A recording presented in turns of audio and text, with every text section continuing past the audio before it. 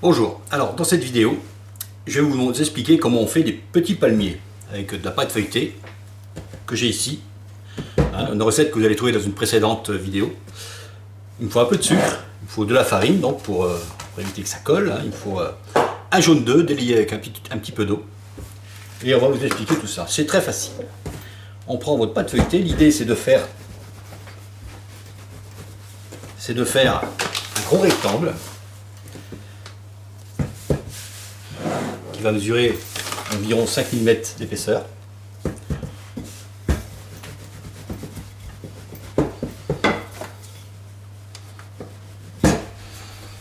Voilà, à peu près comme ça. Bon, j'ai des parties là un peu pas très droites. Je vais égaliser tout ça au couteau.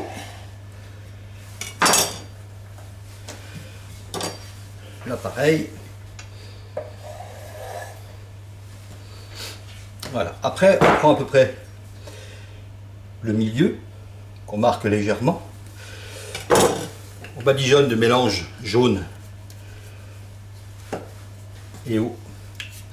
C'est juste un petit peu d'eau pour liquéfier, que ce soit plus facile à badigeonner comme ça sur la pâte. Jusque là, rien de très compliqué. Le plus compliqué, c'est la pâte feuilletée. Mais comme je vous dis, vous avez la recette dans une précédente vidéo. Voilà. Ensuite, du sucre. On sucre généreusement partout.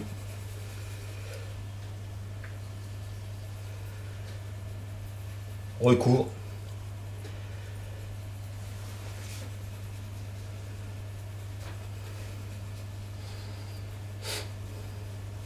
Alors on pourrait le faire aussi avec une pâte feuilletée briochée, vidéo que je pourrais vous faire. Ensuite, je n'ai pas mis beaucoup.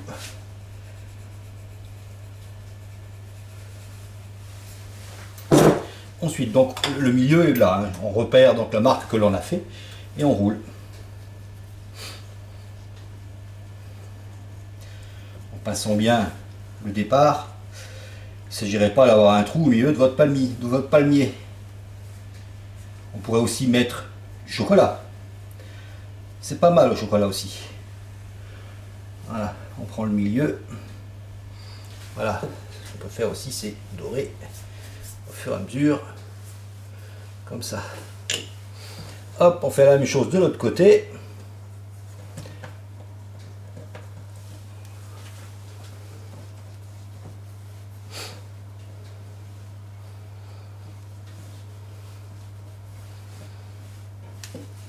Là, je vais l'aider un peu à coller.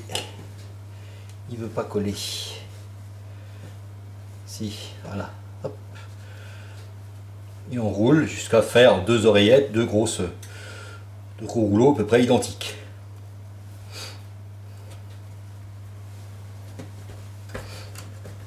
Voilà, on les préforme, eux, comme ça.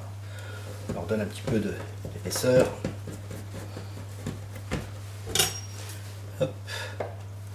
Voilà, ensuite, vous avez une plaque. J'ai une plaque comme ça. C'est une Tefal, donc ça ne colle pas. Et ensuite, je fais des tronçons de 1 cm d'épaisseur. Comme ça. Voilà. Et ça, hop. Comme ça.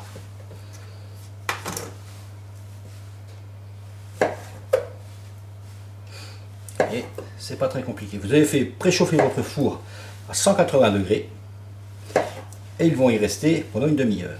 Petite technique comme ça, moi, donc je dispose comme ça sur une plaque, en les laissant un peu espacés parce qu'ils vont un petit peu gonfler quand même. Ce que je veux pas, c'est qu'ils gonflent vers le haut. Donc pour ça, je mets un plateau à tarte dessus avec un papier sulfu si je veux pas qu'il colle, si j'ai peur que ça colle.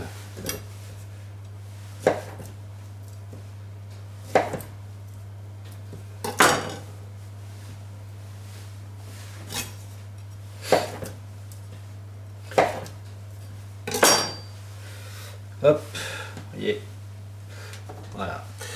Ça, et ça pendant une demi-heure, ouais, bien une demi-heure au four à 180 degrés.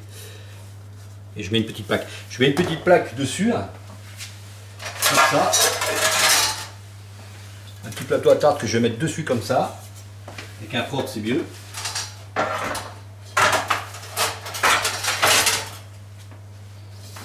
Que je mets dessus comme ça, hop, pour éviter qu'il lève vers le haut. Ensuite, à mi-cuisson, je l'enlèverai. Et au besoin, je les retourne. Et je les laisserai encore un quart d'heure au four. On se retrouve à la sortie du four. Je vais vous montrer, pour vous montrer le résultat. Voilà, ça fait donc 20 minutes. Là, je les ai retirés de leur plaque. Je les ai retournés et mis sur une autre plaque comme ça. Bon, c'est un choix. Et on va les laisser encore un bon quart d'heure. Hein, et elles vont prendre un peu de coloration. Donc les voilà terminés. Sorti du four, donc ça a pris 40 minutes tout. Et voilà. Vous voyez. Ils sont pas mal. Alors surtout là, donc c'est sucré, c'est du caramel.